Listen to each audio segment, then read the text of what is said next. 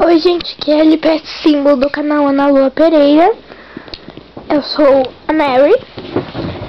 E bem, eu quero mostrar pra vocês, pra ver se vocês me ajudam a escolher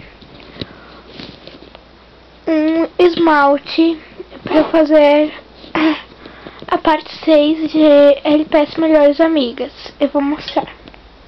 São dois que eu tenho, que eu tô em dúvidas. É que eu já fiz até a parte 4 e está aqui na minha câmera a parte 5. E eu quero que vocês me ajudem a escolher o esmalte. Bem, eu tenho esse, ó.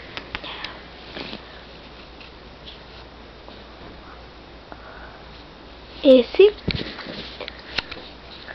e esse. Me ajudem, eu estou em dúvidas. Eu tenho esse daqui que eu adorei, eu achei linda a cor. Esse. E ele é brilhante.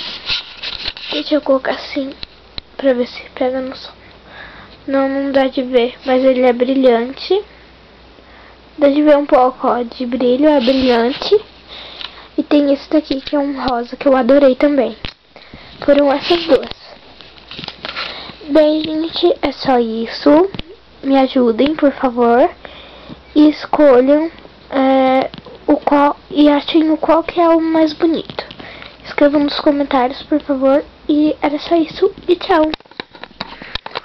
Beijo. E tchau, tchau.